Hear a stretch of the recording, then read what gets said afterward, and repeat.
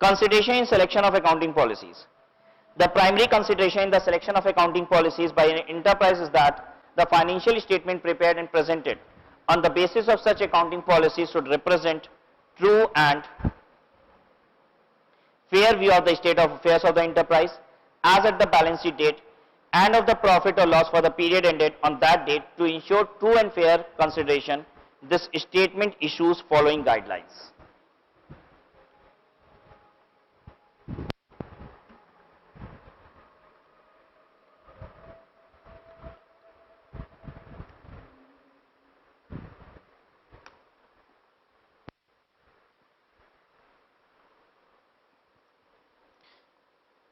हम लोग पढ़ रहे हैं consideration in selection of accounting policies. मतलब जब आप अकाउंटिंग पॉलिसीज को सेलेक्ट करेंगे, आप कई सारे स्टैंडर्ड ऐसे हैं ना जो आपको एक से अधिक ऑप्शन भी देगा, तो आप अकाउंटिंग पॉलिसी कैसे सेलेक्ट करेंगे? जैसे हम आपको कहते हैं कि इन्वेंटरी वैल्यूएशन के लिए आप फीफो लेंगे कि वेटेड एवरेज, कौन सा लेंगे? तो जब आप ये सेलेक्ट करें कि अकाउंटिंग पॉलिसी मेरे लिए कौन सी होनी चाहिए, तो आप तीन बातों का ख्याल रखिए। क्या क्या? प्रूडेंस, सब्सटेंस ओवर फॉर्म और मटेरियलिटी। जब भी अकाउंटिंग पॉलिसी को आप ऑप्ट करें, ठीक है, तो तीन बातों का ध्यान रख के ऑप्ट करिए और जिसे ऑप्ट कर लिया उसे कंसिस्टेंटली अप्लाई कीजिए। लेकिन कभी ना कभी तो एक पहला साल भी होगा ना जब हम ऑप्ट करेंगे, तो पहले साल जब हम ऑप्ट करेंगे तो कौन सा ऑप्ट करें? तो कहता है तीन बातों पे ध्यान दो और ऑप्ट कर लो, ठीक है। सबसे पहला है, कहता है प्रूडेंस। प्रूडेंस का मतलब होता है कंजर्वेटिज्म।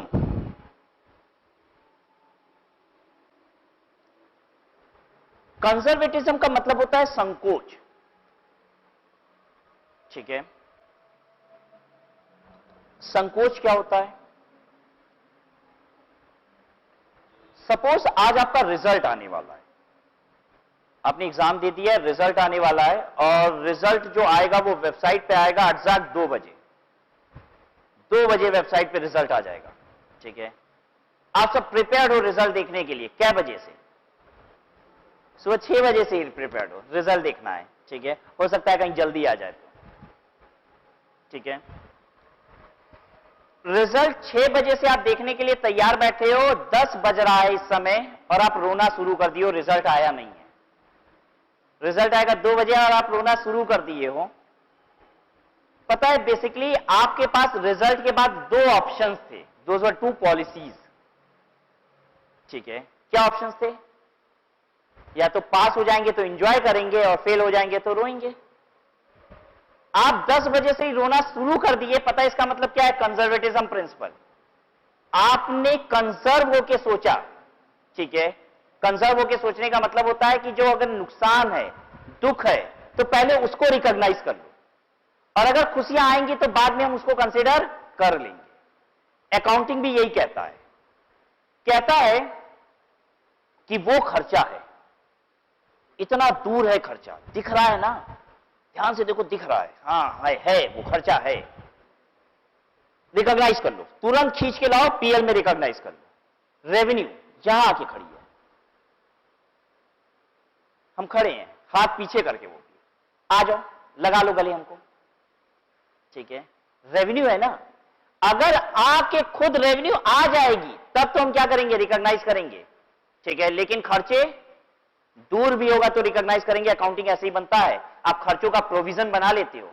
जो खर्चा दिखता नहीं है, दूर दिखता है, प्रोविजन बना लेते हो। क्या किसी रेवेन्यू का प्रोविजन बनाए हो? कभी आपने बाई साइड में दिखाया और सेल फिर नीचे प्रपोज सेल, इतना कर लेंगे, दिख रहा है? नहीं।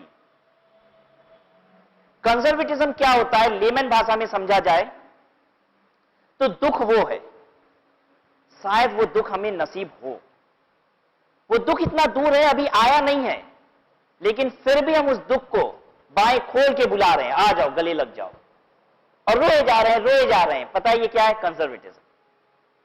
खुशियां बगल में खड़ी हैं, हाथ पीछे किए, अगर खुद से खुशियां ने गले लगाया तो लगेंगे, नहीं तो नहीं। यही है कंजर्वेटिज्म। पता है वो 10 बजे आप क्यों रोना शुरू कर दिए थे? कंजर्वेटिज्म। आप कहे कि रो लो चलो अच्छा है, ठीक है।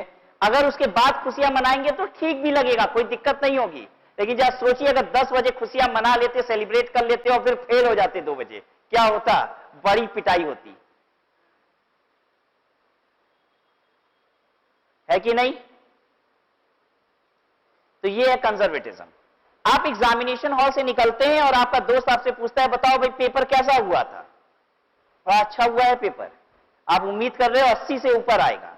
दोस्त के कहते हो नहीं यार फेल हो जाएंगे, जा रहे हैं घर, अगले अटेम्प्ट की तैयारी कर रहे हैं। पता है इसका मतलब क्या है? कंजर्वेटिज्म। आप कह रहे हो अगर पास हो जाएंगे तो दुनिया देखेगी, चिल्लाने की क्या जरूरत है, ठीक है। फेल हो जाएंगे उसके चांसेस है, इसको गले लगा लो, इसके भी तो चांसेस है ना, ठीक है। तैयारी फेल की है, ये है कंजर्वेटिज्म। सबको बात समझ में आ रही है? हम अगर 100 रुपए कमाते हैं तो उसमें से 70 रुपया बचा के रख लेते हैं। क्यों रख लेते हैं? कंजर्वेटिज्म। हम आज जितना पैसा कमाते हैं पूरा खर्च क्यों नहीं कर देते हैं? हम क्यों सेव कर लेते हैं? कंजर्वेटिज्म, कि अगर कहीं कल कुछ हो गया तो। सबको समझ में आ रहा है what is conservatism? Basically conservatism ये कहता है, अब अकाउंटिंग की भाषा में, कि फायदा है तो इग्नोर मारो, घाटा है तो रिकॉग्नाइज करो, ठीक है। यानी अकाउंटिंग पॉलिसी वो सेलेक्ट करो जिससे फायदा कम हो, घाटा ज्यादा हो। अगर आपके सामने 2 ऑप्शन है, ठीक है, ये वाली उंगली अगर आपने पकड़ी तो आपका प्रॉफिट 1.5 लाख रुपया, और ये वाली उंगली अगर आपने पकड़ी तो आपका प्रॉफिट 1,30,000 रुपया। चांसेस दोनों के हैं, दोनों हो सकता है। कौन सी पकड़नी है आपको? AS1 कहता है यही वाली पकड़ लो जिससे 1,30,000 अभी दिख रहा है। क्या अकाउंट्स में 1,30,000 प्रॉफिट दिखा देने से प्रॉफिट सचमुच 1,30 आता है? अरे ऐसा थोड़ी ना, अकाउंटिंग तो रिकॉर्डिंग है, जो होना होगा वो तो होगा ही, ठीक है। अकाउंट से रिकॉर्ड कैसे करना है? आपके 10 बजे रो लेने से क्या आप फेल हो जाएंगे 2 बजे? बोलो जल्दी। क्या 10 बजे अगर पार्टी कर लोगे तो पास हो जाओगे क्या 2 बजे? अरे उससे कुछ नहीं होने वाला है, वो रिकॉर्डिंग है, सिर्फ आंखों की रिकॉर्डिंग, ठीक है। उससे कुछ नहीं होने वाला, बिल्कुल वही मेरा अकाउंट्स है। हम अगर एक घाटे को रिकॉग्नाइज कर लेंगे इसका मतलब वो हो जाएगा? अरे जरूरी नहीं है। अकाउंटिंग कहता है रिकॉग्नाइज कर लो, सेफर साइड पे रहो, हर दुख दर्द को रिकॉर्ड करो, खुशियों को इग्नोर मारो। अकाउंट्स ऐसे बनाओ, ठीक है।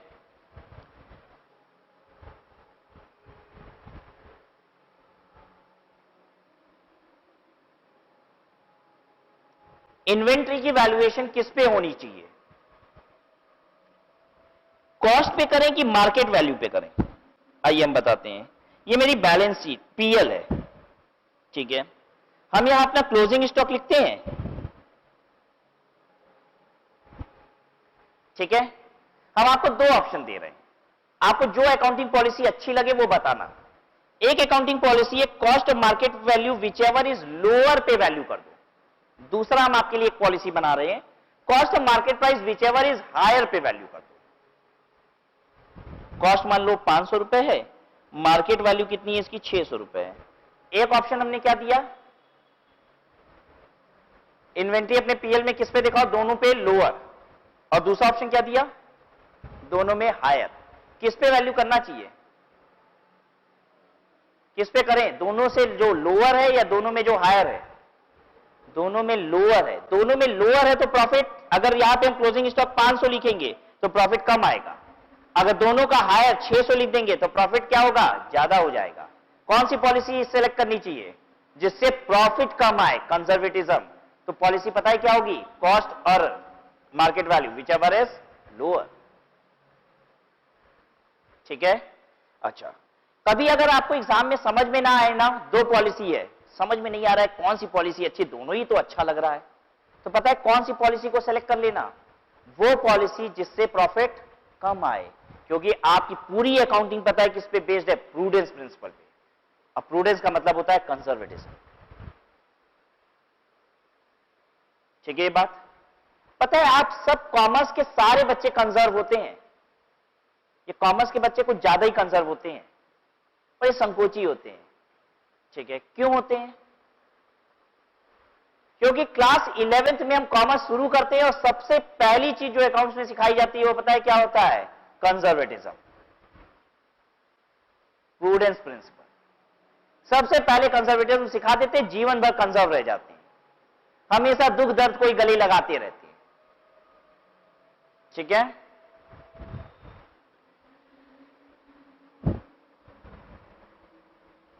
तो सबको समझ में आ रहा है अकाउंटिंग पॉलिसी कौन सी सेलेक्ट करिए? वो सेलेक्ट करिए जिससे कंजर्वेटिज्म प्रिंसिपल फॉलो हो। कंजर्वेटिज्म प्रिंसिपल फॉलो होने का मतलब लॉसेस चांसेस भी हैं तो रिकॉग्नाइज हो जाएं, और प्रॉफिट अगर नजदीक भी है तो रिकॉग्नाइज ना हो। प्रॉफिट आने पे रिकॉग्नाइज होगा और लॉसेस दूर होंगे तो भी रिकॉग्नाइज होंगे। ठीक है, यानी कुल मिला के ये है कि अगर दो ऑप्शन है, दो पॉलिसीज है, वो वाली सेलेक्ट करो जिससे प्रॉफिट कम आए। ठीक है, हर पॉलिसी एक एक स्टैंडर्ड में लिखी हुई है, और सीखने का सबसे अच्छा तरीका, अगर आप प्रूडेंस प्रिंसिपल समझते हो तो शायद बहुत सारे स्टैंडर्ड को पढ़ने की जरूरत नहीं है। आप स्टैंडर्ड बिना पढ़े बता दोगे कि कौन सी पॉलिसी अच्छी है। आप बस प्रूडेंस चेक करो कि ये करें कि ये करें, जिससे प्रॉफिट कम हो रहा है वही अच्छा होता है। और बहुत सारे स्टैंडर्ड तो सिर्फ प्रूडेंस प्रिंसिपल पे बेस्ड बस पॉलिसी क्या होनी चाहिए ये बता रहे हैं, जो आप खुद भी बना सकते हैं। Prudence, as defined in the statement, prudence means recognizing all losses immediately, ignoring anticipated profits. Business environment is highly dynamic, therefore enterprise has to keep anticipate the future and take managerial decision accordingly. In view of the uncertainty attached to the future event, profit are not anticipated but recognized only when realized, though not necessarily in cash. Provision is made for all known liabilities. जितने भी आपके दिमाग में आ रहे हैं, all known liability हुई है कि नहीं, नहीं, ऑल नोन मतलब हमें लग रहा है कि हो सकता है। ठीक है, provision is made for all known liabilities and losses even though the amount can not be determined. ठीक है, with certainty and represents only a best estimate in the light of available information. कह रहा है कि आपको exact ये भी नहीं पता चल रहा है कि कितने रुपए की लाइबिलिटी है, तो भी आप प्रोविजन बना लेते हैं। बस लग रहा है ना खर्चा हो जाएगा, अंदाज पे बना लेते हैं प्रोविजन। ठीक है, एग्जाम्पल वो हमने ले लिया एग्जाम्पल आपके साथ कि इन्वेंट्री की वैल्यूएशन किस पे होनी चाहिए? Cost and market value which ever is lower पे। ठीक है, जैसे मान लीजिए मार्केट वैल्यू इसकी हो गई है 400 रुपया, अगर आप सिर्फ कॉस्ट पे वैल्यू करेंगे तो पता है इन्वेंट्री कितने पे वैल्यू कर देंगे? 500 रुपया। जबकि एक बात साफ समझ में आ रही है कि 500 रुपए का जो माल है मेरा वो 400 का बिकेगा, यानी 100 रुपए का घाटा तो तय है। आज उसकी मार्केट वैल्यू 400 रुपए हो गई है, यानी ये जब भी बिकेगा तो 100 रुपए का घाटा होगा ही। घाटा दिख रहा है ना, तुरंत रिकॉग्नाइज कीजिए वो 100 रुपए का भी घाटा। कैसे रिकॉग्नाइज होगा? यहां क्लोजिंग स्टॉक को 500 की बजाय कितना दिखा दो? 400 दिखा दो। 100 रुपए का घाटा जो फ्यूचर में होने वाला है वो अभी दिख गया, प्रॉफिट 100 रुपए से कम हो जाएगा ना आपका। तो हमेशा इन्वेंट्री को किस पे वैल्यू करें? Cost market value which ever is lower. Market value which ever is lower पे वैल्यू करने से अगर मार्केट वैल्यू कम हो गई है तो उस पे वैल्यूएशन हो जाएगी, तो वो लॉस जो फ्यूचर में होने वाला था, अभी तो ये माल आपके पास पड़ा है ना, ये 500 वाला माल जब 400 में बेचोगे तब 100 का घाटा होगा। लेकिन इसे 400 रुपए पे दिखा देने से क्या हुआ? वो 100 रुपए का घाटा जो फ्यूचर में होने वाला वो आज ही मेरी बुक्स में आ गया। ठीक है, सब्सटेंस ओवर फॉर्म, पहले दोनों का मतलब समझते हैं। सब्सटेंस क्या चीज होती है, फॉर्म क्या चीज होता है। अब बीच में एक वर्ड है ओवर, कह रहा है सब्सटेंस ओवर फॉर्म, मतलब अगर फॉर्म ये है तो सब्सटेंस ऊपर होना चाहिए। सब्सटेंस ऊपर रहेगा, फॉर्म नीचे रहेगा। ठीक है, मतलब वाइल सेलेक्टिंग अकाउंटिंग पॉलिसी आप सब्सटेंस को पहले देखिएगा। फॉर्म ये है नीचे वाला हाथ, फॉर्म को बाद में देखिएगा। What is form? फॉर्म का मतलब होता है जैसा आप दिख रहे, प्राइमा फेसी, आपके ड्रेसेस से, आपके स्टाइल से, आपके मेकअप से आप जैसे दिख रहे हो वो फॉर्म है। सब्सटेंस का मतलब होता है आप अंदर से कैसे हो, आपका मन कितना साफ है, आप कितने कोमल हृदय के हो, ये होता है सब्सटेंस। एक बात बताइए, किसी भी इंसान को अगर आपको सेलेक्ट करना हो तो आप कैसे देखना पसंद करेंगे? फॉर्म से या सब्सटेंस से? फॉर्म का मतलब हो गया how the person is presented, बाल कैसे हैं, ड्रेसिंग कैसी है, मेकअप कैसा है, दिस इज फॉर्म। सब्सटेंस क्या है? वो इंसान कैसा है। आपको क्या लगता है ऐसे आम जिंदगी में क्या चीज ज्यादा इंपॉर्टेंट है, सब्सटेंस या फॉर्म? बोलो। दोनों देखोगे? अब एक देखना हो तो, अगर प्रायोरिटी देनी हो, देखिए दोनों देखेंगे, हम कहां मना कर रहे हैं दोनों नहीं देखेंगे। हमने ये थोड़ी ना कहा कि एक को काट के फेंक दो एक हाथ को, हमने एक हाथ नीचे और एक हाथ ऊपर रखा था, ये नहीं कहा था एक हाथ काट दिया मैंने, ठीक है? तो जल्दी बोलो, ऊपर किसको रखोगे, सब्सटेंस को कि फॉर्म को? हां, सब्सटेंस को। हर कोई देखेगा भाई वो इंसान कैसा है, ठीक है? फिर उसके बाद फिर हम देख लेंगे भाई दिखता कैसा है, ठीक है? ये बात क्या सबके लिए यही बात है? हां, सब कोई ऐसा ही करेगा, अकाउंट्स भी ऐसा ही करेगा। कहता है कि फॉर्म की बजाय हम सब्सटेंस को देखेंगे। फॉर्म का मतलब अकाउंट्स में होता है लीगल फॉर्म, और सब्सटेंस का मतलब होता है एक्चुअल में वो क्या चीज है, what it is in actual, मतलब रियलिटी। कहता है focus on to reality rather than legal form. Accounts में कहता है एग्रीमेंट पे क्या लिखा हुआ है उसके हिसाब से अकाउंटिंग मत करो, है क्या एक्चुअल में ये जानो और उसके हिसाब से अकाउंटिंग करो। एक एग्जांपल से समझाते हैं इस बात को।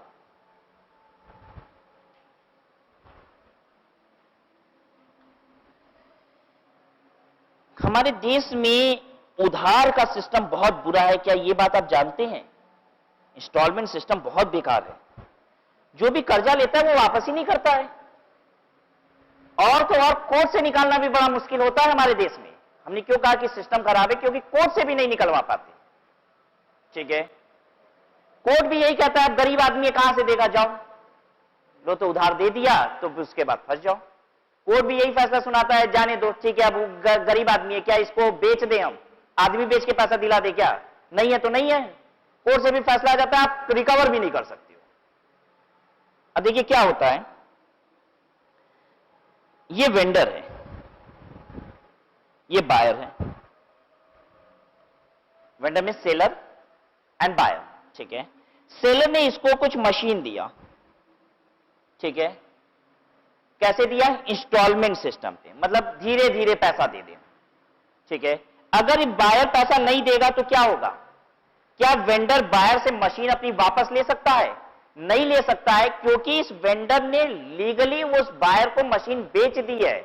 जब हम किसी का सेल बिल काट देते हैं ना, तो आप एक कानून पढ़ेंगे, पता नहीं पढ़ लिया है कि नहीं, सेल ऑफ गुड्स एक्ट, ठीक है? पता नहीं कभी ग्रेजुएशन वगैरह में या कहीं भी कभी पढ़ा कि नहीं। उस कानून में यह बात लिखी हुई है कि अगर आपने किसी के नाम से बिल काट दिया तो वो उसका ओनर बन जाता है। पैसा दिया है कि नहीं, यह बात इममटेरियल है। अगर 1 रुपए भी दे दिया तो भी कंसिडरेशन कुछ ना कुछ आ गया, आपने बिल काट दिया तो वो उसका ओनर बन गया। अब पता है हमने इसको उधार में माल दिया है, बायर क्या बन गया है? ओनर, ठीक है?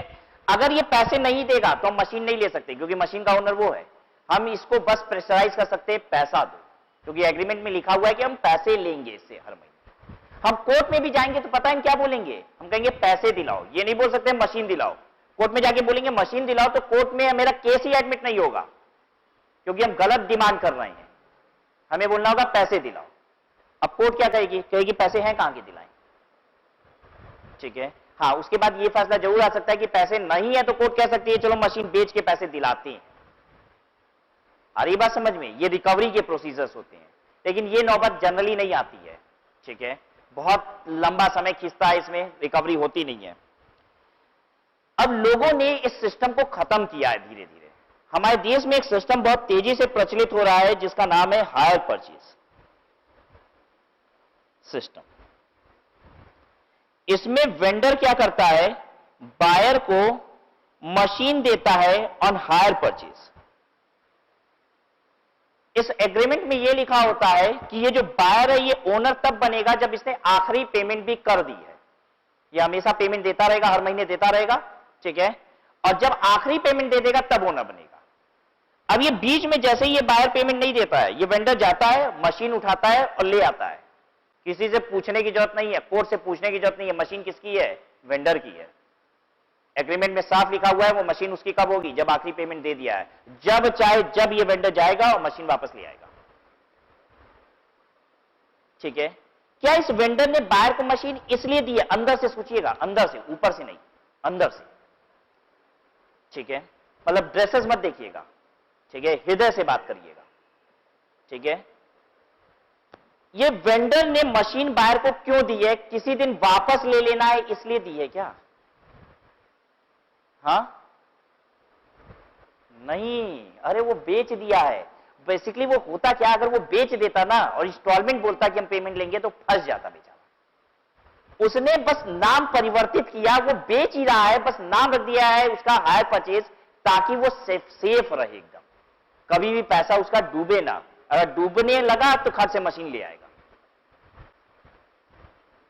आ रही बात समझ में सबको? ये जितने मार्केट में छोटे छोटे फाइनेंसेस होते हैं, बजाज फाइनेंस फलाना धमाका सुन रखा होगा, स्कूटी ले लिया फाइनेंस पे, मोबाइल ले लिया फलाना धमाका, ये सब पता है क्या होता है? Hire purchase. ये सब हायर परचेज एग्रीमेंट है। उन सब में ये लिखा रहता है पैसा मत दीजिए, एसेट वापस ले लेंगे। वो आपको बेचते नहीं है asset, that is an hire purchase agreement. ठीक है? आप स्कूटी चला रहे हैं, इंस्टॉलमेंट पे नहीं कर रहे हैं, सड़क पे, बीच सड़क में आपको उतारेगा, स्कूटी पे से बाहर कर देगा, कहेगा आप पैदल जाओ, स्कूटी लेके वो चला जाएगा। रीजन बीइंग वो हायर परचेज पे आई थी। समझ पा रहे हैं सब कोई? अब एक बात बताइए, उसने स्कूटी आपको क्यों दी थी? किसी दिन ऐसे ही सड़क पे से आपको उतार के ले जाने के लिए? अरे नहीं, पर्पस बेच देना था, अपने आप को बचाने के लिए। अंदर से देखा जाए तो वो बेचा है, अपने आप को बचाने के लिए एग्रीमेंट ऐसा बनाया। ठीक है? अब बताइए ये मशीन जो है वो किसके एसेट में दिखाई देना चाहिए? वेंडर के कि इसके? लीगल रूप से बात करें, लीगल रूप से तो एसेट किसकी है? वेंडर की है, इसकी बुक्स में दिखना चाहिए। अंदर से बात कीजिए, अंदर से आत्मा देखिए, किसकी है? अरे इसी की है, पहले दिन से इसकी है। ठीक है? बस एग्रीमेंट छोड़ दो भाई, वो बेचा है इसको। ठीक है? अगर हमको पहले ही पता होगा ये नहीं पैसा देगा तो हम इसको देंगे थोड़ी ना स्कूटी। वो तो एग्रीमेंट इसलिए किए कि फंसे ना हम। ठीक है ये बात? तो ध्यान दीजिएगा, अगर अंदर से देखा जाए तो यही उसका ओनर है और अकाउंटिंग ऐसे ही की जाती है। हम पता है बैलेंस शीट में एसेट, मशीन किसके एसेट में दिखाते हैं? इसके दिखाते हैं। बात समझ में आ गई? तो यानी अकाउंटिंग कैसे होती है? सब्सटेंस पे होती है कि फॉर्म पे होती है? सब्सटेंस पे होती है। अकाउंटिंग अंदर से चीजों को देख के होती है, बाहरी जो उसका ढांचा है उसके हिसाब से अकाउंटिंग नहीं होती। अगर बाहरी ढांचा पे अकाउंटिंग होती तो एसेट किसकी बुक्स में दिख रहा होता? वेंडर की बुक्स में। क्लियर है सबको? एक बात बताइए, एसेट पे डेप्रिसिएशन किसको मिलता है? आपको शायद नहीं मालूम होगा, हम बता देते हैं आपको। एसेट पे depreciation owner of the asset को मिलता है। डेप्रिसिएशन किसको मिलता है बोलिए? Owner of the asset. ठीक है? अब एक बात बताइए, इस एसेट का डेप्रिसिएशन क्लेम किसको करना चाहिए as per legal facts? Legal fact पे जाइए, किसको डेप्रिसिएशन क्लेम करना चाहिए? Vendor, vendor is the owner. अब एक बात बताइए, वो डेप्रिसिएशन क्लेम करेगा, आप समझ पा रहे हो कि वो किसके पास मशीन यूज हो रही है? वो तो बायर के पास यूज हो रही है, और वो सारी इंस्टॉलमेंट दे देगा तो वो उसी की बनने वाली है। ठीक है? सारी पेमेंट कर देगा तो किसको होना चाहिए आपके हिसाब से? लगता क्या है, दिल क्या कहता है डेप्रिसिएशन किसको दे? अरे one who is using it, right? तो पता है अकाउंटिंग इसी पे होती है, अकाउंटिंग लीगैलिटी पे नहीं होती है, वो सब्सटेंस पे होती है। ठीक है? और डेप्रिसिएशन किसको मिलता है ये भी चलिए बता दें, वो इसी को मिलता है। याद रहेगा सबको? तो आप ऐसे याद करेंगे, सब्सटेंस ओवर फॉर्म का एग्जांपल क्या है? हायर परचेज, जिसमें एसेट और उसका डेप्रिसिएशन दोनों किसकी बुक्स में दिखाई देता है? In the books of buyer. अगर लीगल फॉर्म पे जाते तो यही क्या होता? वेंडर की बुक्स में दिखता।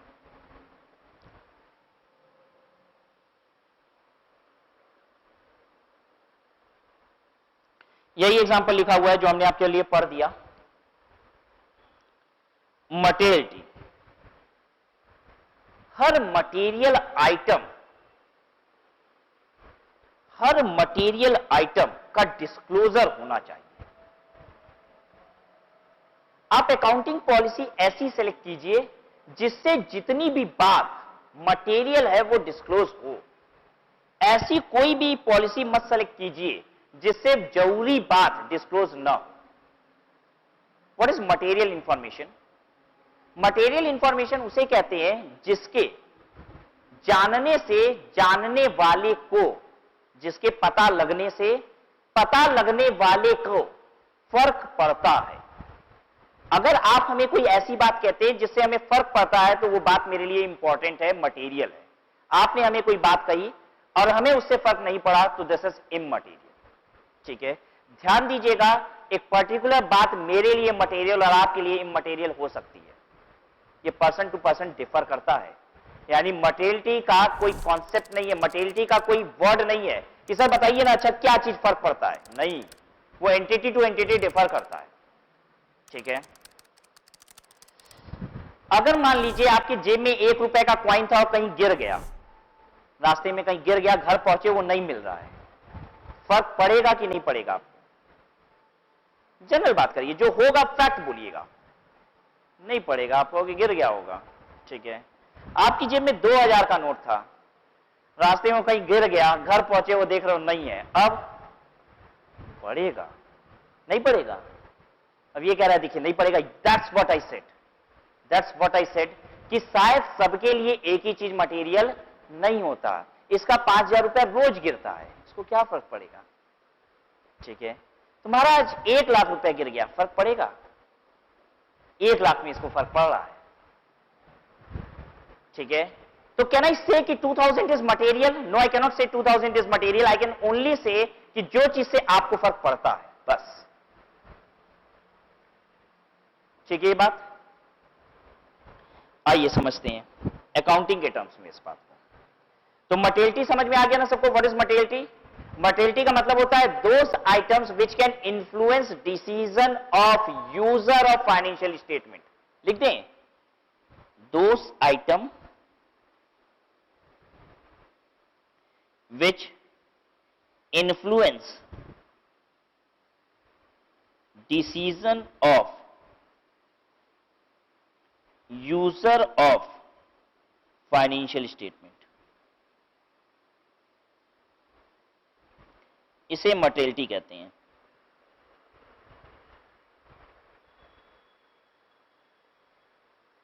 And it differs from entity to entity, ये भी बात याद रखिएगा, इट डिफर्स फ्रॉम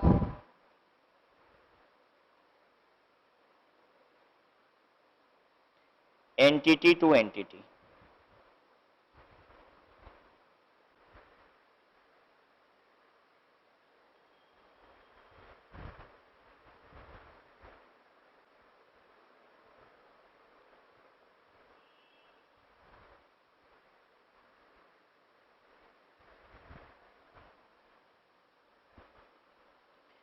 चलिए इस बात को समझते हैं अब एक एग्जांपल से। ये कंपनी का पीएल है और इस पीएल को देख के आप इस कंपनी के दीवाने हो गए हो। आपने डिसाइड किया है कि हम इस कंपनी में पैसे लगाएंगे, इन्वेस्ट करेंगे। ठीक है, देखना चाहेंगे वो पीएल जिसको देख के आप दीवाने हुए हो। देखो कैसा है ये पीएल। यहां पे सैलरी, कुछ खर्चे चार्ज हैं, बस जो सिग्निफिकेंट मतलब जो चीज हम दिखाना चाहते हैं बस वही लिख रहे हैं। ठीक है, यहां पे सैलरी चार्ज थी 2 करोड़ रुपीस की, यहां पे प्रॉफिट दिख रहा था 5 करोड़ रुपए का, इसमें और भी बड़े सारे खर्चे थे। ठीक है, यहां रेवेन्यू लिखी हुई थी इसकी, बस जो भी आपने देखा, मान लीजिए 100 करोड़ रुपए कुछ ऐसा है। You are planning to invest in this company.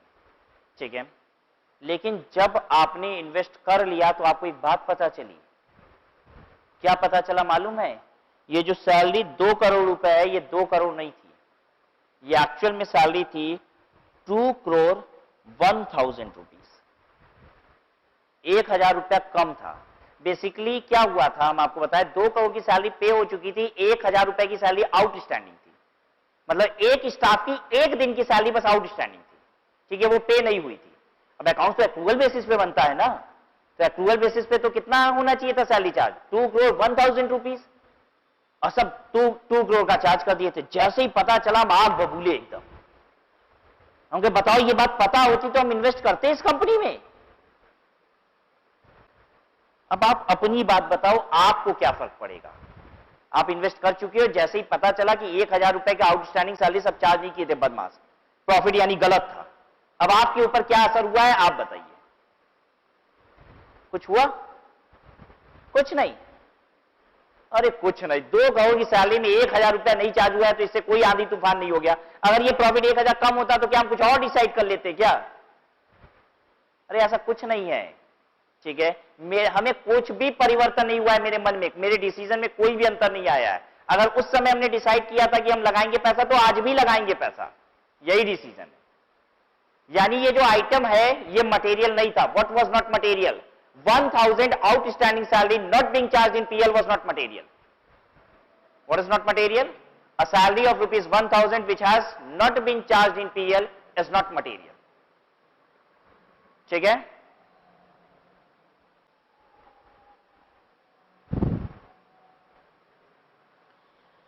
Financial statements should disclose all material items, that is, items the knowledge of which might influence the decision of the user of financial statement.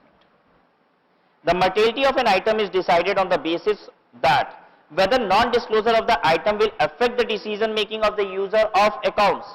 If answer is positive, then the item is material and should be disclosed.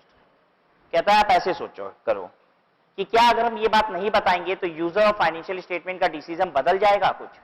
अगर आपको answer अपने से मिले yes, तो वो बात आप बताइए, ठीक है। अकाउंटिंग पॉलिसी ऐसी सेलेक्ट कीजिए कि वो सारी बातें जिससे यूजर ऑफ फाइनेंशियल स्टेटमेंट का डिसीजन बदलता है, आपकी पॉलिसी ऐसी होनी चाहिए कि ये सारी बात बताई जाए।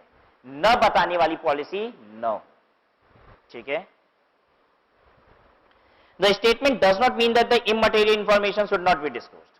अब हम ये नहीं कह रहे हैं कि इमटेरियल है तो मत बताओ, हम ये कह रहे हैं मटेरियल हो तो जरूर बताओ, हम ये कह रहे हैं। क्लियर है बात? जैसे लड़की के पिताजी इसको देखने आए थे, ठीक है।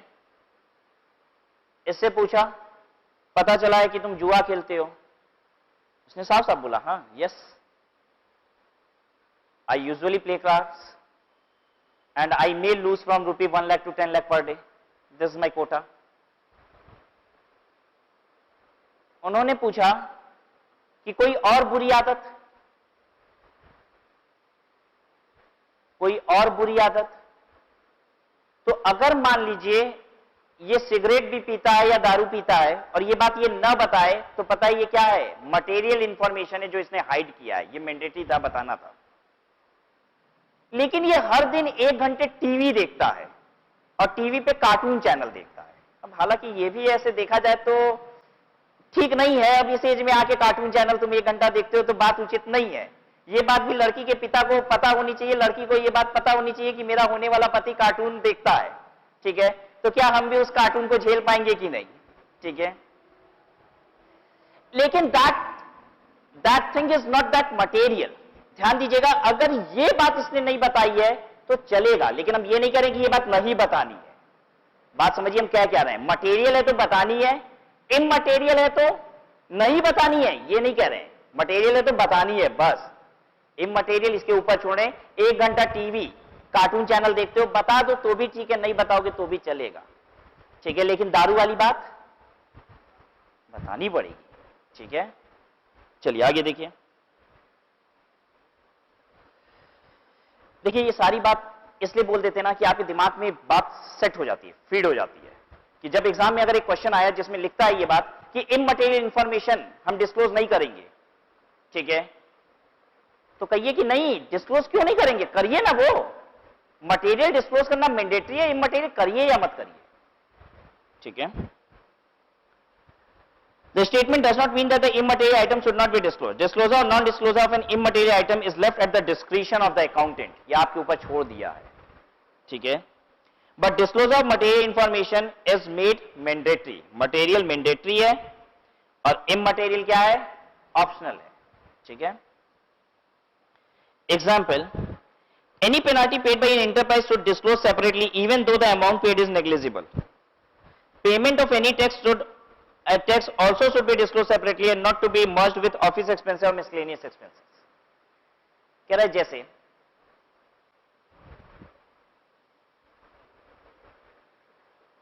पता है यहां पे टू अदर एक्सपेंसेस करके एक लिखा था, लास्ट में लिखा था टू अदर एक्सपेंसेस, बहुत सारे एक्सपेंसेस थे, लास्ट में लिखा था टू अदर एक्सपेंसेस, ये लिखा था 5 लाख रुपया, ठीक है। इस 5 लाख रुपए के अंदर 2 लाख रुपए का पेनाल्टी था, ठीक है। पेनाल्टी क्यों लगी होगी? कुछ ना कुछ गलती की होगी कंपनी, ठीक है। ये 2 लाख रुपए की पेनाल्टी इसके अंदर थी, ये बात आपको नहीं पता है, ठीक है। आपने ये प्रॉफिट देखा 5 करोड़ रुपए, आपको कंपनी अच्छी लग रही है, आपने इन्वेस्ट कर लिया, जब पता चला ये 2 लाख रुपए की पेनाल्टी दी है, फर्क पड़ेगा? प्रॉफिट तो भाई 2 लाख की पेनाल्टी तो इसी के अंदर है, ये तो बता ही थे 5 लाख रुपया खर्चा है, बाकी तो भी फर्क पड़ेगा? पड़ेगा, क्योंकि वो कुछ गलत काम कर रही है जो हमसे नहीं बताई। पेनाल्टी हम देखते तो हम शायद कुछ और डिसाइड करते कि भाई क्यों पेनाल्टी दे रही है, यानी कंपनी गड़बड़ करती है, गड़बड़ करती है तो ऐसी कंपनी में हमको इन्वेस्ट नहीं करना है, भले 5 करोड़ रुपया प्रॉफिट क्यों ना है। तो ये छोटी सी बात है, लेकिन ये बात मेरे लिए इंपॉर्टेंट है, ठीक है। हाँ, इस 5 लाख रुपए के अंदर 2 लाख रुपए की सैलरी थी, बाद में पता चला गलती से 2 लाख रुपए की सैलरी इसके अंदर आ गई थी, यहां पे नहीं थी। कोई बात नहीं भाई, सैलरी वहां नहीं, यहां दिख रही थी ना, छूट गया होगा गलती से, यहां आ गया होगा। सबको समझ में आ रही है ना बात? तो कह रहा है एनी पेनाल्टी पेड अगर है तो वो नेग्लिजिबल ही है, छोटा सा अमाउंट है, फिर भी वो मटेरियल होता है, वो बात अलग से डिस्क्लोज होनी चाहिए, ऐसी पॉलिसी बनाइए, ठीक है। आपकी पॉलिसी पता है क्या है?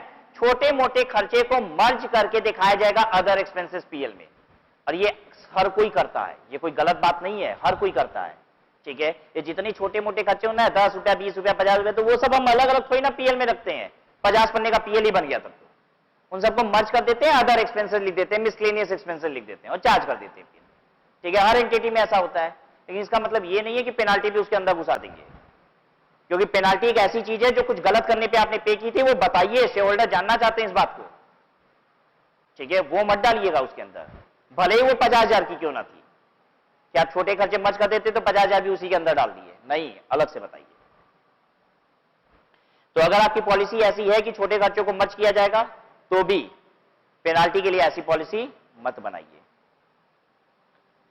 मटेरियल इंफॉर्मेशन डिस्क्लोज होने चाहिए। Disclosure of changes in accounting policy, क्या अकाउंटिंग पॉलिसी के चेंजेस हमें डिस्क्लोज करने पड़ेंगे? 3 चीजें करनी पड़ेंगी, पहले ही बता दिए थे, ABC, A old policy, B new policy, C effect on financial statement.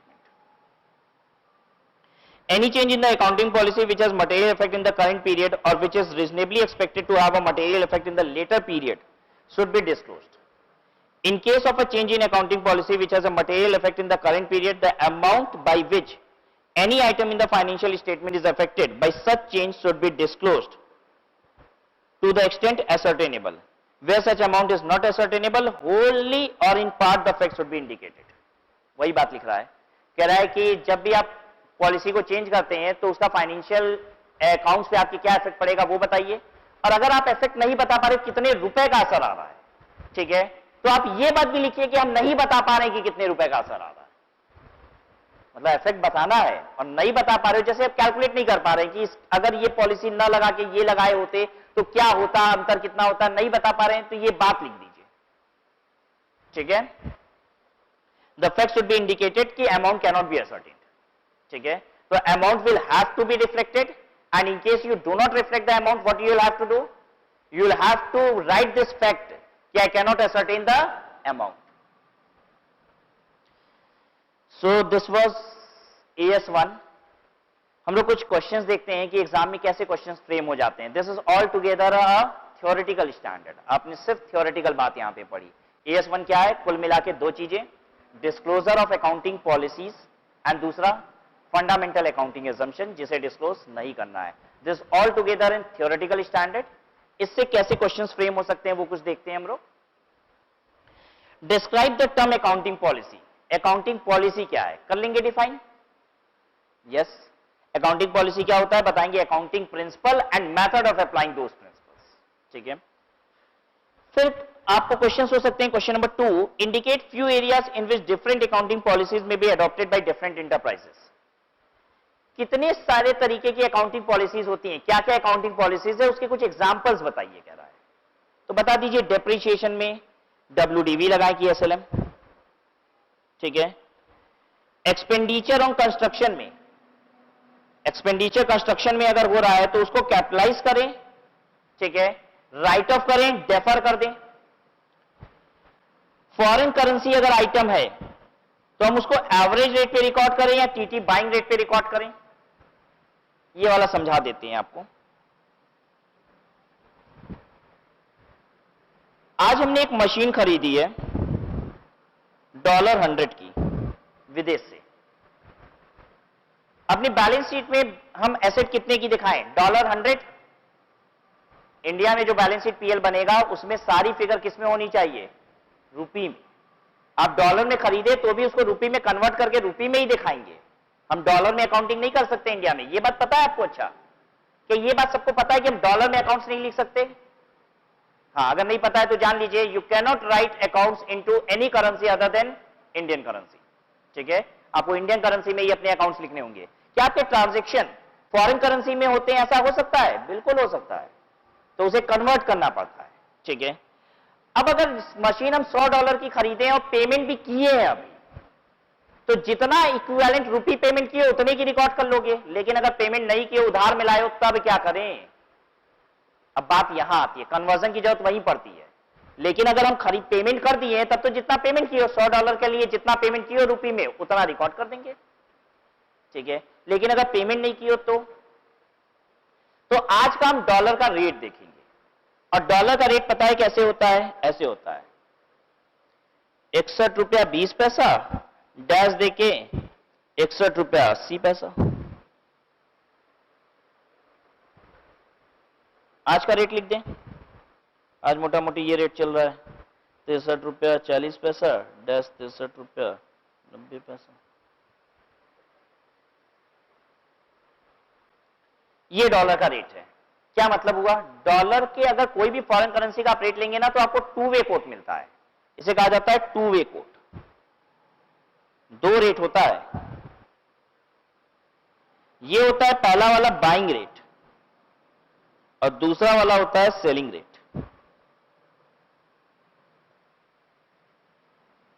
ठीक है। ये बाइंग रेट और सेलिंग रेट किसका होता है? आरबीआई का।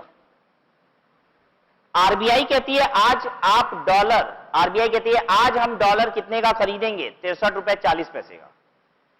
आरबीआई डॉलर ₹63.40 का खरीदेगी, मतलब आपको बेचना कितने का पड़ेगा? 63.40। पब्लिक के लिए ये सेल का रेट है, ये बाई का रेट है। ये पब्लिक के लिए बात कर रहे हैं। पब्लिक के लिए बोला नहीं जाता है, बोला जाता है आरबीआई के टर्म्स में, ठीक है। Buying rate and selling rate. Buying rate जिस पे आरबीआई बाई करती है मतलब आप सेल करते हो, आरबीआई सेल करती है मतलब आप बाई करते हो, ठीक है। अब अगर हम $100 की मशीन खरीदे तो किस पे कन्वर्ट करें? ₹63.40 के भाव से कन्वर्ट कर लें, ₹63.90 पे कन्वर्ट कर ले, या दोनों का एवरेज लेके कर ले? जैसे 63.40 और 63.90 का एवरेज पता है क्या हो जाएगा? दोनों को ऐड कीजिए, डिवाइडेड बाई 2, तो ये हो जाएगा ₹63.65। एवरेज ही आएगा ₹63.65। किस पे करें? ये भी पॉलिसी है, जिस पे मर्जी उस पे करिए, ठीक है। या तो फिर इसका अगर कोई स्टैंडर्ड है तो उसे स्टैंडर्ड को फॉलो कीजिए, ठीक है। और वो स्टैंडर्ड खुद एक से अधिक ऑप्शन दे रहा है तो आप उसमें से वो सिलेक्ट करिए जिससे प्रूडेंस प्रिंसिपल, ठीक है, फॉलो हो। क्योंकि तीन चीजें आप ध्यान रखिएगा जब भी आप अकाउंटिंग पॉलिसी सेलेक्ट कर रहे हैं। क्या क्या सोचेंगे? प्रूडेंस, सब्सटेंस ओवर फॉर्म और मटेरियलिटी, ठीक है। इन्वेंट्री को कैसे वैल्यू किया जाए, गुडविल को कैसे ट्रीट किया जाए, इन्वेस्टमेंट को कैसे वैल्यू किया जाए, ठीक है। फिर है right short note on disclosure of accounting policy. तो यहां पे आप अकाउंटिंग पॉलिसी क्या होती है पहले ये बता दीजिए, फिर कहिए सभी सिग्निफिकेंट अकाउंटिंग पॉलिसी को डिस्क्लोज करना पड़ेगा। डिस्क्लोजर में क्या करना पड़ेगा हमें, ओल्ड पॉलिसी, न्यू पॉलिसी और फाइनेंशियल स्टेटमेंट पे इफेक्ट, ये सब बताना पड़ेगा। इतनी बात बताइए, ठीक है। डिस्क्लोजर ऑफ अकाउंटिंग पॉलिसीज होता कहां है ये भी बताइए, नोट्स टू अकाउंट में होता है। क्लियर है? ये सब आपको लिखना होगा। फिर आप ये भी बताइएगा कि किन चीजों की डिस्क्लोजर नहीं होती है, ये भी बता दीजिए कि फंडामेंटल अकाउंटिंग एजम्पशन है उनकी डिस्क्लोजर नहीं होती है। तो व्हेन इट इज सेइंग कि डिस्क्लोजर ऑन अकाउंटिंग पॉलिसी पे नोट्स लिखिए, तो डिस्क्लोजर के बारे में आप जो भी जानते हैं, क्या होता है क्या नहीं होता है, सब बता दीजिए।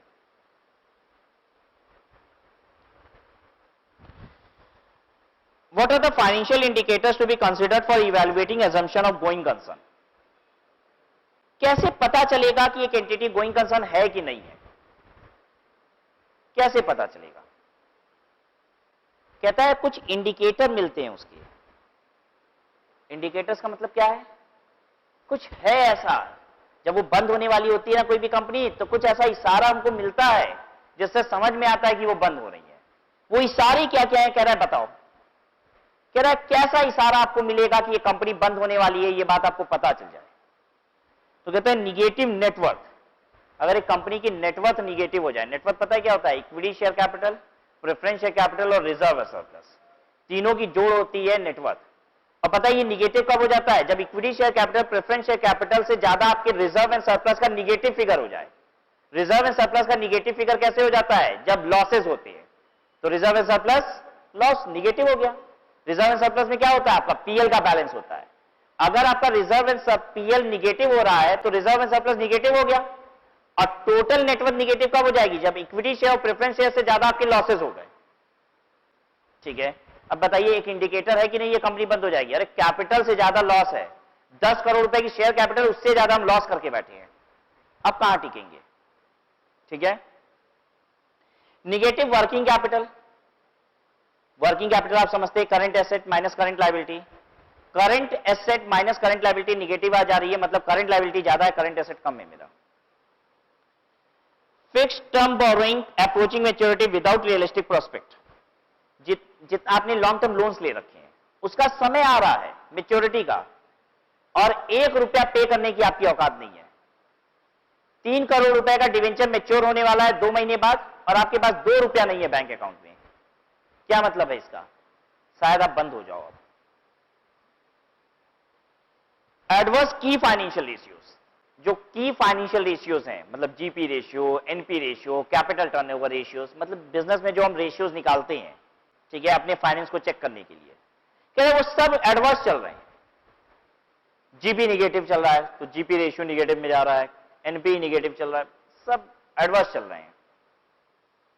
सब्सटेंशियल ऑपरेटिंग लॉसेस, आपको कंटिन्यूड ऑपरेटिंग लॉसेस हो रहे हैं बिजनेस में। Negative net cash flows from operation, cash flow from operation negative चल रहा है, मतलब कि धंधे में जितना कैश फ्लो जा रहा है ना, धंधे में उससे कैश फ्लो कम आ रहा है। तो आप मैनेज कैसे कर रहे हो पता है? हर समय कुछ ना कुछ बेच रहे हो, कभी इन्वेस्टमेंट बेच रहे हो, कभी एसेट बेच रहे हो, अपनी गाड़ी को बढ़ा रहे हो। आपके पास डेटर से पैसे कम आ रहे हैं, क्रेडिटर को देना ज्यादा पड़ रहा है। ठीक है, इसे कहा जाता है निगेटिव कैश फ्लो। आ कम रहे हैं बिजनेस में, जा ज्यादा रहा है। तो कैसे ज्यादा जा रहा है? बिना आए जा सकता है क्या? जा इसलिए रहा है क्योंकि आप ऑपरेशन की जगह कैश फ्लो कहीं और से बना रहे हो, इन्वेस्टमेंट से या फाइनेंस से। आप बाहर से डिवेंचर रेज करके दे दिए पैसा, आपने इन्वेस्टमेंट बेच दिया, दे दिया पैसा, एसेट बेच दिया, दे दिया पैसा। अरे तो ऐसी कंपनी ज्यादा दिन थोड़ी ना चलेगी। Arrear of discontinuation of dividend, dividend 4 साल से बंद पड़ा है, दे ही नहीं रहे हो, ये भी आसार है कि कंपनी बंद हो सकती है। ठीक है, इनएबिलिटी टू पे क्रेडिटर ऑन ड्यू डेट्स, जो भी ड्यू डेट होती है, जिस क्रेडिटर को 21 दिन पे देना है आप 21 दिन पे नहीं दे पाते हो, जिसको 15 दिन पे देना है 15 दिन पे नहीं दे पाते हो, कभी भी ड्यू डेट मीट नहीं कर रहे, क्या चांसेस हैं? बंद हो जाओगे। तो ये देख लीजिएगा। Question 5, ABC Limited was making provision for non-moving inventories based on no issues for the last 12 months up to 31st March 2017. ये क्या है?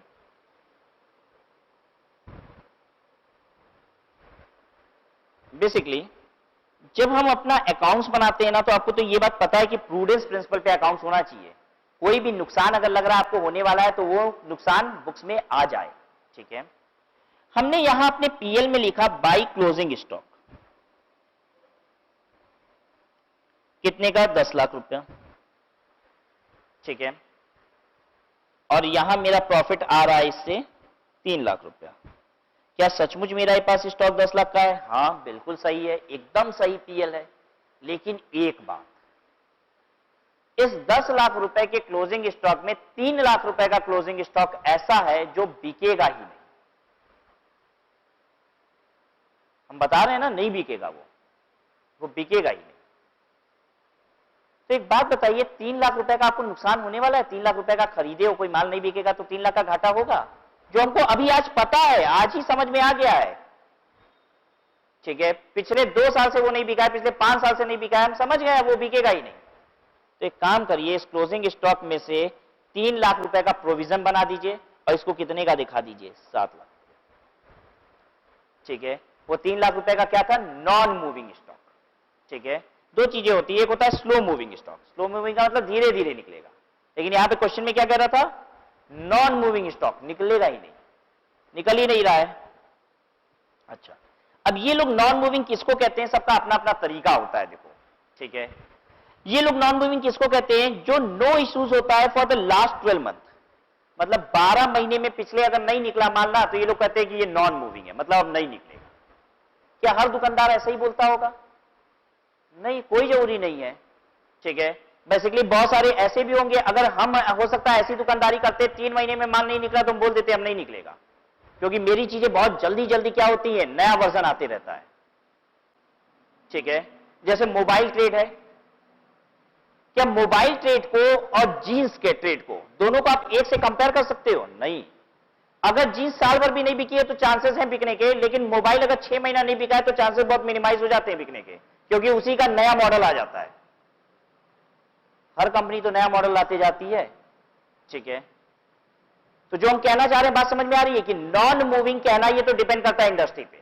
ये कंपनी कैसे बोलती है नॉन मूविंग? बोलिए, 12 महीने तक नहीं बिका तो नॉन मूविंग। अच्छा, आपको पता है और क्या क्या तरीका होता है? बहुत सारी कंपनियां नॉन मूविंग बोलती हैं 5 साल की। AS2 है, इसके बाद AS1 के बाद एक AS2 है, वो वैल्यूएशन ऑफ इन्वेंट्री है, वो भी नॉन मूविंग बताता है। वो पता है क्या बोलता है? कहता है अगर 5 साल तक नहीं बिका तो नॉन मूविंग मान लो। ठीक है, 5 साल तक नहीं बिका तो नॉन मूविंग मान लो, मतलब वो ये नहीं कहता है कि 1 साल पे नॉन मूविंग नहीं होता है, वो कहता है 5 साल में नॉन मूविंग तो हर चीज होता है। भैया दुनिया की कोई भी चीज होगी 5 साल तक नहीं बिकी है तो पक्का ही नहीं बिकेगी फिर तो वो AS2 ये कहता है कि 5 साल पे नॉन मूविंग सब कुछ हो जाता है। ठीक है, सबका अपना तरीका होता है नॉन मूविंग को मेजर करने का, कोई 1 साल पे करता है, कोई 2 साल पे करता है, कोई 4 साल पे करता है, कोई 5 साल पे करता है। 5 साल पे करना पड़ जाता है क्योंकि 5 साल पे तो AS2 अब कह देता है कि नॉन मूविंग वो हो गया है, उसे राइट ऑफ कीजिए और लॉस रिकॉग्नाइज कर लीजिए बुक्स में। इन्वेंट्री की वैल्यू कम करेंगे, लॉस रिकॉग्नाइज हो जाता है। हाँ, इन्वेंट्री की वैल्यू क्लोजिंग स्टॉक कम कीजिए, प्रॉफिट कम हो जाएगा। ठीक है, कुछ लोग नॉन मूविंग का अलग तरीका होता है, पता है कैसे कराते हैं? वो लोग टेक्निकल इवैल्यूएशन कराते हैं माल की, मतलब कुछ एक्सपर्ट होते हैं जो आते हैं आपके माल को देखते हैं और बताते हैं ये 1 साल तक नहीं बिका है लेकिन फिर भी बिक जाएगा, और कहते हैं ये वाला माल 6 महीने तक ही नहीं बिका है लेकिन ये नहीं बिकेगा। तो हम उनकी जो रिपोर्ट होती है उसके हिसाब से नॉन मूविंग बोलते हैं। बात समझ में आई? नॉन मूविंग का तरीका क्या क्या है? एक है टेक्निकल उसकी इवैल्यूएशन कराना। ठीक है, मतलब टेक्निकल इवैल्यूएशन कराइए फिर बताइए नॉन मूविंग। अब कुछ लोग समय के हिसाब से नॉन मूविंग बोलते हैं। ठीक है, ये लोग कैसे बोलते हैं? Accounting policy 1 year means non. आगे बढ़े क्वेश्चन में। The company wants to provide during the year ending 31st March 2018 based on technical evaluation total value of inventory ₹100 lakh. इनकी 31 मार्च 2018 को टोटल इन्वेंट्री की वैल्यू थी 100 लाख। ठीक है, provision required based on 12 month issue, अगर 12 महीने तक माल इशू नहीं हुआ है उसके बेसिस पे अगर नॉन मूविंग कहा जाए तो कह रहा है 3.5 लाख रुपए का माल नॉन मूविंग है। बात समझ में आ रहा है क्या कह रहा है? पहले बता रहा था कि 31 मार्च 2017 को नॉन मूविंग कैसे बनाया था, ये 12 महीने के हिसाब से बना लिया था। अब 31 मार्च 2018 को अब आपको कुछ बता रहा है, कह रहा है अगर नॉन मूविंग के हिसाब से 12 महीने के हिसाब से बात की जाए तो 12 महीने में 3.5 लाख रुपए का माल ऐसा है जो 12 महीने से ज्यादा पुराना है और बिका नहीं है, तो हम इसको नॉन मूविंग कह रहे हैं। फिर कह रहा है लेकिन अगर हम टेक्निकल इवैल्यूएशन कराते हैं, मतलब एक एक्सपर्ट आता है और वो बताता है कितना माल बिकेगा नहीं बिकेगा, उसके हिसाब से नॉन मूविंग 2.5 लाख का है। क्वेश्चन समझ गए? क्या है क्वेश्चन? कि इस बार स्टॉक कितना है आपके पास 31 मार्च 2018 को? 100 लाख का। ठीक है, जैसा पिछले साल नॉन मूविंग बोले थे उसी हिसाब से नॉन मूविंग बोलोगे तो इस साल कितना है? 3.5 लाख। लेकिन अगर टेक्निकल इवैल्यूएशन भी इस बार कराए हैं और उसके हिसाब से नॉन कितना है? 2.5 लाख नॉन मूविंग है। ठीक है, अब क्वेश्चन क्या है? Does this amount to change in accounting policy? Can the company change the method of provision? Basically company अब चाह क्या रही है आपको बताएं, ये कंपनी 12 महीने की बजाय अब टेक्निकल इवैल्यूएशन के बेसिस पे प्रोविजन बनाना चाह रही है। वो चाह रही है नॉन मूविंग हम 2.5 लाख ही रखें, 3.5 लाख रुपया न रखें। अब आपसे क्वेश्चन ये कह रहा है कि क्या हम ऐसा कर सकते हैं, क्या ये चेंज इन अकाउंटिंग पॉलिसी है? पहले तो ये पूछ रहा है और फिर दूसरी बात कह रहा है क्या हम ऐसा कर सकते हैं। सबसे पहली बात तो ये चेंज इन अकाउंटिंग पॉलिसी नहीं है, ये कोई अकाउंटिंग पॉलिसी थोड़ी ना है। अरे नॉन मूविंग स्टॉक का प्रोविजन बनाते हो, बस यही पॉलिसी है हम प्रॉफिट को रिड्यूस करने के लिए। अब वो कितना बनाते हैं, कैसे कैसे बनाते, कौन हमको बोलता है, ये थोड़ी ना पॉलिसी है। ठीक है, ये बात, ये पॉलिसी नहीं है चेंज इन अकाउंटिंग पॉलिसी। क्या ये हम कर सकते हैं? बिल्कुल कर सकते हैं। क्या करना पड़ेगा ऐसा करने के लिए? नोट्स टू अकाउंट में बताना पड़ेगा, इसलिए क्योंकि फाइनेंशियल स्टेटमेंट पे इफेक्ट आ जाएगा। बेसिकली अगर आप पुराने वाले तरीके से कर रहे होते तो आपका स्टॉक 1 लाख रुपए से और कम हो जाता और उसकी वजह से प्रॉफिट 1 लाख रुपए से और कम होता। आपका प्रॉफिट 1 लाख रुपए से बढ़ गया है क्योंकि 2.5 लाख रुपए ही आप घटा रहे हो ना स्टॉक की वैल्यू। तो आप ये बात भी बताएंगे। क्लियर है सबको? तो आप इंपैक्ट बताएंगे, आप बताएंगे कि अगर हम पुराने तरीके से वैल्यूएशन कर रहे होते, ठीक है, राइट ऑफ कर रहे होते, नॉन मूविंग स्टॉक को वैल्यू कर रहे होते, तो ऐसे में हम 3.5 लाख रुपया घटाते, ठीक है, स्टॉक की वैल्यू, और ऐसे में मेरा प्रॉफिट क्या हो जाता है? 1 लाख रुपए से और लोअर हो जाता। ये आंसर लिखा हुआ है, पढ़ लीजिएगा। क्वेश्चन 6 देखिएगा। The board in consultation with the managing director decided on the following. Value year-end inventory at work cost instead of here-to method of valuation of inventory at prime cost. Company ने inventory की valuation plan की है work cost पे, जबकि पहले ये लोग कैसे वैल्यू करते थे? प्राइम कॉस्ट पे।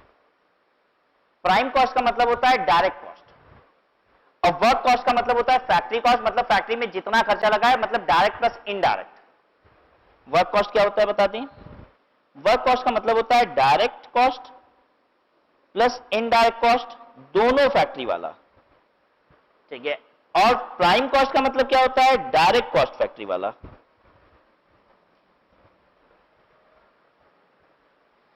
हम लोग अभी तक जितना भी माल अपनी फैक्ट्री में बनाते थे ना, उसकी पता है वैल्यूएशन किस पे करते थे? जितना डायरेक्ट कॉस्ट लगता था, मतलब जितने का मटेरियल लेबर लगा उस पे कर देते थे। बिजली बिल वगैरह का जो खर्चा आ रहा है वो प्रोडक्ट पे डाल के वैल्यू नहीं करते थे। बात समझ में आ गई? मतलब मेरी फैक्ट्री में अगर 100 यूनिट तैयार हुई है तो उसमें material, direct labour, direct expenses जो लगा है वो जोड़ दिए, उतने रुपए का स्टॉक बोलते थे। हम जो फैक्ट्री में इनडायरेक्ट खर्चे लग रहे हैं उसे नहीं जोड़ते थे। अब हम जोड़ना चाहते हैं, कर सकते हैं। अरे अच्छी बात है, अरे फैक्ट्री में जितना खर्चा लगा है वैल्यूएशन तो उसी पे होनी भी चाहिए, ठीक है, कर सकते हैं, बिल्कुल कर सकते हैं। क्या करिएगा फिर? डिस्क्लोज कर दीजिए, ये बात बता दीजिए, ठीक है। तो आप हमेशा याद रखिए, क्या अकाउंटिंग पॉलिसी चेंज हो सकता है? आप बोलिए यस हो सकता है, बस वो बात क्या करनी पड़ती है? डिस्क्लोज करनी पड़ती है, ठीक है। अब आप डिस्क्लोज कैसे करेंगे? अब बेसिकली देखिए, आपके इन्वेंट्री की वैल्यूएशन 30 करोड़ की जगह 50 करोड़ हो जाएगी। अगर आपका स्टॉक 50 करोड़ रुपए का हो जाएगा तो अकॉर्डिंगली आपके प्रॉफिट में भी क्या आएगा? चेंज आएगा। ये सारी बातें आप बता दीजिएगा, ठीक है। Provide depreciation for the year on a straight line basis on account of substantial addition in the gross block during the year. आप अब SLM बेसिस पे डेप्रिसिएशन प्रोवाइड करना चाहते हो instead of on the reducing balance method. मतलब अभी तक आप WDV लगा रहे थे, अब आप SLM लगाना चाहते हो, लगा सकते हो, हाँ लगाइए, बस क्या कीजिए? बता दीजिए। Which was here to adopted. As a consequence, the charge for depreciation at ₹27 crore is lower than the amount of ₹45 crore which would have been provided had the old method been followed by ₹18 crore. कह रहा है कि इसकी वजह से क्या हुआ? Charge of depreciation 27 crore रुपया लोअर हो गया है, ठीक है, lower than the amount of 45 crore which would have been provided had the old method been followed by ₹18 crore. Basically हमने डेप्रिसिएशन 18 करोड़ रुपए चार्ज किया है, अगर पुराने मेथड पे चार्ज होता तो कितना होता? 45 करोड़। 27 करोड़ का डेप्रिसिएशन कम चार्ज हो गया। तो हम ये सब लिखते हैं, हम लिखते हैं कि because of new method the depreciation charge in profit and loss account is lower by 27 crore. Had the depreciation been charged under old method, the profit would have been higher by ₹27 crores. ठीक है? तो जो हमने बोला ऐसे ही sentences आपको नीचे मिलेंगे. इसके एक दो पार्ट और हैं, इसे भी आप देख लेंगे. ठीक है? So this was all about AS1.